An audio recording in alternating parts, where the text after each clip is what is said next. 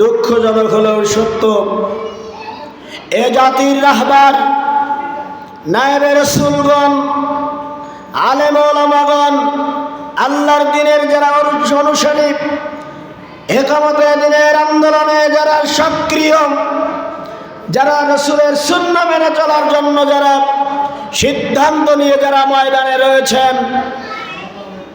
তারা বালিশে মাথা দিয়ে বিগত 17টি বছর ঘুমাতে পারে নাই।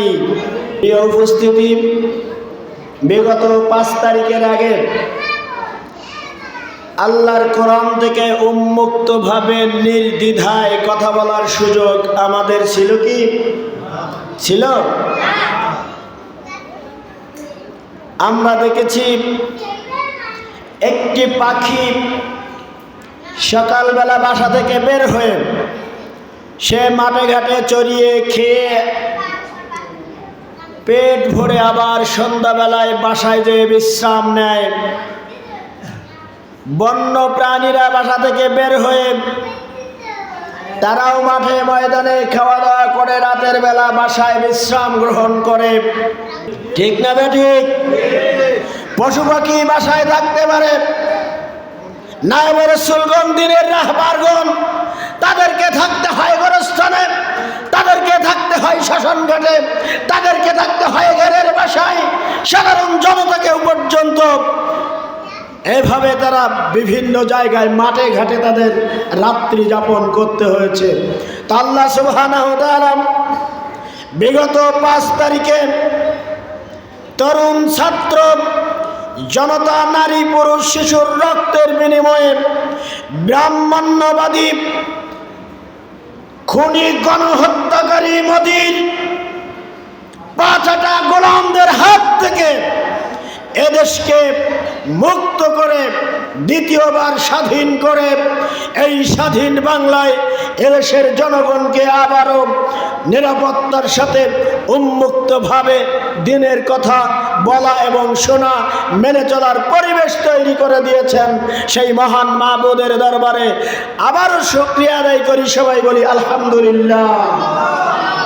প্রিয় ভাইরা আমার, আমরা যার জন্য আজকের দোয়া অনুষ্ঠান করছি, যার রুহের মাগফিরাত কামনা করছি, তিনি কেমন ব্যক্তি ছিলেন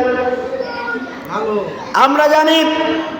তার জীবনের শেষের দিকে কারাগারে বন্দী হওয়ার পূর্ব মুহূর্তে বিগত 20 বছর আগের থেকে উনি যে কথাগুলো বলেছেন, তার প্রত্যেকটি কথা অক্ষরে অক্ষরে প্রতিপালিত হয়েছে। ঠিক কিনা? ঠিক কিনা? প্রিয় ভাইরা আমার, 1940 সালের 2রা ফেব্রুয়ারি পিরোজপুরের সাইদখালী গ্রামে জন্মগ্রহণ করেছিলেন এই বিশ্ববরেণ্য আলেমে দ্বীন, যার জন্ম না হলে বিশ্ববাসী জানতো না তাফসীর কি জিনিস, যার জন্ম না হলে তাফসীর মাহফিল কি জিনিস জানতো না। সেই তাফসীর জগতের জনক মুফাসসিরে কোরআন আল্লামা দেলোয়ার হোসাইন সাঈদী সাহেবকে গত বছর 14ই August clinical death, medically killing এর মাধ্যমে ইনজেকশন পুশ করে এই জমিন থেকে কোটি মানুষের হৃদয়ের স্পন্দনকে বিদায় করে দেওয়া হয়েছে।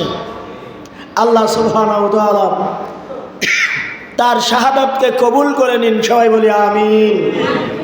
পাশাপাশি বেগম রোকেয়া বিশ্ববিদ্যালয়ের তরুণ ছাত্র আবু সাইদ থেকে শুরু করে যে সমস্ত ছাত্র ছাত্রী, ছাত্র জনতা, শিশু, বৃদ্ধ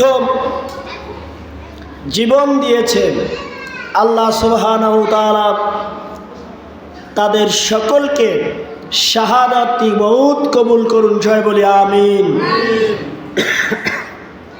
সম্মানিত উপস্থিতি, আজকের কেন এই পরিবেশ হলো? আল্লাহ সুবহানাহু ওয়া তাআলা বলেন সূরা আন-নামল আয়াত নম্বর 34, রব্বুল আলামিন বলেছেন, ইন্নাল মুলুকা ইযা দাখালু ক্বরিয়াতিন আফসাদুহা। যখন কোনো জালিম শাসক জনগণের ভোটের তোয়াক্কা না করে, জনগণের ধার না ধরে, দিনের ভোট রাতে করে নিয়ে, জনগণের কাছে কোনো কৈফিয়ত না দিয়ে, জনগণের কাছে জনগণের কোনো সমর্থন না নিয়ে যখন কোনো রাষ্ট্র ক্ষমতা দখল করে, ওই জালিম সরকার তার সমাজে 4টি কাজ চালু করে। 4 দফা কর্মসূচি সে সমাজে চালু করে দেয়। কয় দফা? 4 দফা কর্মসূচি সে তার সমাজে বাস্তবায়ন করে। নাম্বার 1, আফসাদুহা। সে তার সমাজের ভিতরে, তার ওই ভূখণ্ডে, তার ওই দখলকৃত অঞ্চলে, তার ওই দেশের ভিতরে ত্রাস সৃষ্টি করে, আতঙ্ক সৃষ্টি করে দেয়। কেমন আতঙ্ক? সেনাপ্রধান আতঙ্কে থাকে, কখন তাকে ওএসডি করা হবে, কখন তাকে বাধ্যতামূলক অবসরে দিয়ে তাকে চাকরির থেকে বিদায় করা হবে। প্রধান বিচারপতি আতঙ্কে থাকে, কখন তাকে রোগী বানিয়ে, অসুস্থ দেখিয়ে বিমানে উঠিয়ে দিয়ে বিদেশে পাঠিয়ে দেওয়া হয়। থাকে কিনা এখন? এরকম আতঙ্কে ছিল কিনা? প্রিয় ভাইরা আমার, মন্ত্রী আতঙ্কে থাকে, কখন তাকে মন্ত্রণালয় ছুটিয়ে দিয়ে এতিম করে ডাক্তার মোড়াদের মধ্যে পাঠিয়ে দেওয়া হয়। এমপিরা আতঙ্কে থাকে, কখন আগামী নির্বাচনে তাকে নৌকা মার্কা দেওয়া হবে কিনা। সরকারি দলের সভাপতি, সেক্রেটারি ঢাকা মহানগরীর, তারা আতঙ্কে ছিল, কখন র্যাব দিয়ে, যৌথ বাহিনী দিয়ে বাড়িটা ঘিরে ফেলে তার আয়রন চেষ্ট ভেঙে 26 কোটি টাকা, 40 কোটি টাকা, 300 ভরি সোনা বের করে নিয়ে তাকে রিমান্ডে দিয়ে ক্যাসিনো মামলা দিয়ে জেলখানায় ঢোকানো হয় কিনা। কি ছিল? এরকম আতঙ্কে ছিল। ব্যবসাদাররা আতঙ্কে ছিল, কখন তার ব্যবসা প্রতিষ্ঠান লুট হয়ে যায়। ঘের মালিকরা আতঙ্কে ছিল, কখন তার ঘেরে বিষ প্রয়োগ করে, কখন তার ঘের ভেড়ি লুট করে দখল করে নেয়। এরকম আতঙ্ক ছিল কিনা? আর খতিব সাহেবগণ, আমাদের মতো নায়েবে রসুলগণ, দিনের রাহবারগণ আতঙ্ক ছিলেন যে আমি খুতবা দিয়ে মসজিদের বাইরে যেতে পারবো কিনা। কি এমন আতঙ্ক কি ছিল? 5 তারিখের আগে এরকম আতঙ্ক কি আমাদের দেশে ছিল? প্রিয় ভাইয়েরা আমার, ওদের 2 নম্বর কর্মসূচি ওয়াজালা ইজ্জাত আহলিহা আজিল্লাম। ওদের 2য় দফা কর্মসূচি হলো, ওদের ওই ভূখণ্ডের ভিতরে যত সম্মানিত লোক আছে, নামি দামি মর্যাদাবান লোক আছে, এদেরকে লাঞ্ছিত করা, অপমানিত করা। যারা সম্মানিত লোক, মর্যাদাবান লোক, তাদের সম্মানকে ভুলুণ্ঠিত করে তাদেরকে লাঞ্ছিত করা, অপমানিত করা, এটা ছিল ওদের 2য় কর্মসূচি। আল্লামা সাঈদীকে 4500 মহিলাকে 9 মাসে ধর্ষণ করেছে। এই অভিযোগে, এই অপবাদ দিয়ে প্রথমে ফাঁসির রায়, পরবর্তীতে আমৃত্যু কারাদণ্ড। ঠিক কিনা? আল্লামা মামুনুল হক নিজের বিবাহিত স্ত্রীকে নিয়ে যখন বেড়াতে গিয়েছেন, বলে কাবিননামা বের করো। সালিশ বিচারে যখন হয়েছে গ্রামগঞ্জে, দেখা গেছে মাজা চিকন, ক্যাটকেটি, গায়ে পাতলা, ফেনসিডিল খোর, ইয়াবা খোর, হিরোইন খোর, ওরাই মাতব্বরি করেছে, সালিশ বিচার ওরাই করেছে। হাজী সাহেবদেরকে, অবসরপ্রাপ্ত প্রধান শিক্ষক, অধ্যাপক, গ্রামের গণ্যমান্য ব্যক্তিদেরকে সালিশে ডাকা হতো না? হতো। 3 নম্বর ওয়াজালা আহলিয়া শিয়াআন। ওরা আমাদের দেশের জনগণকে বিভিন্ন গ্রুপে গ্রুপে ভাগ করে ফেলেছিল। বিভিন্ন গ্রুপ, পক্ষ বিপক্ষে, স্বাধীনতার পক্ষে, স্বাধীনতার বিপক্ষে, কওমি দিয়ে আলিয়ার বিরুদ্ধে, আলিয়া দিয়ে কওমিদের বিরুদ্ধে, হানাফি দিয়ে আলে হাদিসের বিরুদ্ধে, আলে হাদিসদের দিয়ে হানাফিদের বিরুদ্ধে ফতোয়াবাজি করে তারা গোটা দেশের লোকদেরকে বিভিন্ন গ্রুপে গ্রুপে ভাগ করে মারমুখী করে রেখেছিল। সভাপতির গ্রুপ, সেক্রেটারির গ্রুপ, সভাপতির গ্রুপ হামলা করে সেক্রেটারিকে দুনিয়া থেকে বিদায় দিয়েছে, আবার সেক্রেটারির গ্রুপ হামলা করে সভাপতির গ্রুপকে এ জমিন থেকে বিদায় দিয়েছে। এমন ঘটনা এই বাংলাদেশে ঘটেছে কিনা? ঘটছে কিনা? ওদের 4 নম্বরের কর্মসূচি ছিল। 4 নম্বরের কর্মসূচি, ইউজাব্বিহুনা আবনাআহুম ওয়া ইয়াস্তাহুনা নিসাআহুম, ওরা পুরুষদেরকে, পুত্র সন্তানদেরকে কাল্পনিক অভিযোগ, বায়বীয় অভিযোগ, ষড়যন্ত্র করে ক্রসফায়ারের নাটক সাজিয়ে হত্যা করত। এই চারটা কাজ সমাজে চালু ছিল কিনা? 5 তারিখের আগে চালু ছিল না? প্রিয় ভাইরা আমার, রব্বুল আলামিন বলেন, দুনিয়ার মানুষরা শোনো, এই কাজগুলি যারা করেন আমি আল্লাহ তাআলা ওদেরকে ছাড় দেই না। কি আল্লাহ ছাড় দেন? আল্লাহ ওদের জন্য সুসংবাদ দিয়েছেন। সূরা ইউনূস আয়াত নম্বর 13 রব্বুল আলামিন বলেছেন, ওয়ালাকাদ আহলাকনা ক্বাবলাহুম মিনাল কুরুনি লাম্মা যালামু, আমি আল্লাহ তাআলা অতীতে বহু জাতিকে পৃথিবী থেকে নিশ্চিহ্ন করে দিয়েছি, বিদায় করে দিয়েছি, বিলীন করে দিয়েছি, যখন তারা তাদের জাতির পরে জুলুম করেছে, অত্যাচার করেছে, গণহত্যা চালিয়েছে, রক্ত দিয়ে সবুজ চত্বরকে যখন রঞ্জিত করেছে, আমি আল্লাহ তাআলা তখন ওদেরকে এই মানচিত্র থেকে, ভূখণ্ড থেকে বিদায় করে দিয়েছি। দিয়েছেন না? দিয়েছেন কিনা? সূরা শুরার 59 নম্বর আয়াতে আল্লাহ বললেন, আমি ওদেরকে বিদায় করি, ওয়া মাহলিকুহুম মাওয়াদা, ওদের বিদায় করার সময় যে নির্দিষ্ট মেয়াদ রয়েছে, এই মেয়াদটা আমি আল্লাহ জানি। এই মেয়াদের কথা কি অন্য কেউ জানে?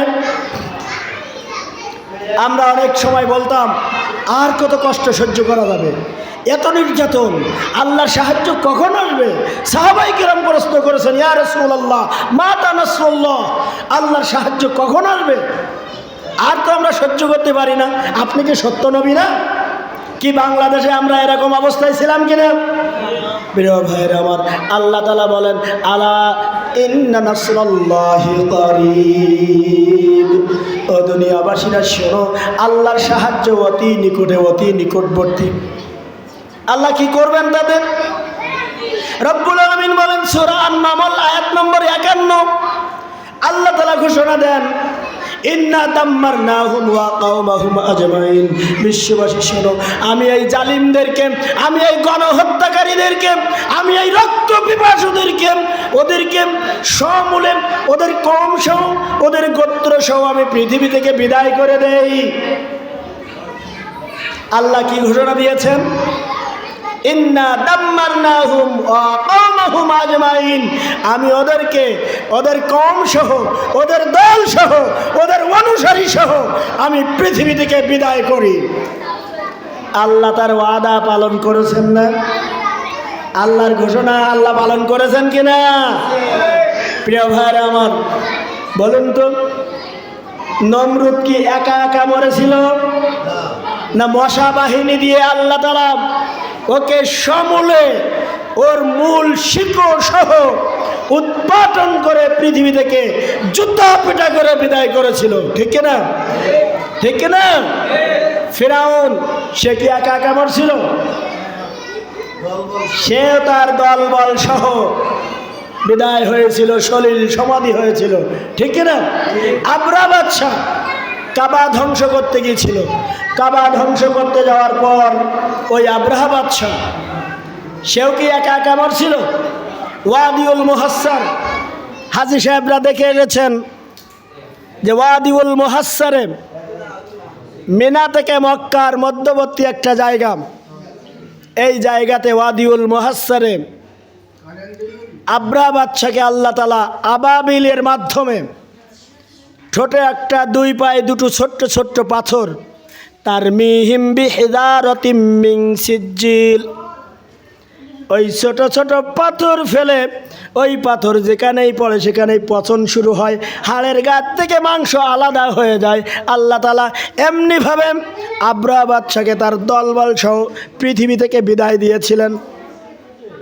ঠিক তেমনি আল্লাহর সেই ঘোষণা, যারা এভাবে জুলুম করবে জনতার পরে, জনতার রক্ত নিয়ে যারা হোলি খেলে, এরকম গণহত্যা করে, ইসরায়েল ফিলিস্তিনের যুদ্ধে ইসরায়েল যে মারণাস্ত্র ব্যবহার করছে, ইউক্রেন রাশিয়া তাদের যুদ্ধে যে হেলিকপ্টার ব্যবহার করছে, ড্রোন ব্যবহার করছে।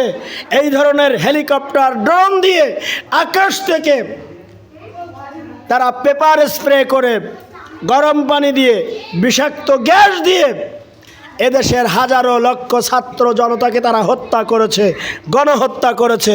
আল্লাহ তাআলা এই গণহত্যাকারীদের বেশি দিন দুনিয়ায় রাখেন না। কি রাখেন? তার ঐতিহাসিক নমুনা দেখেন, কেমন বিদায় দিয়েছেন।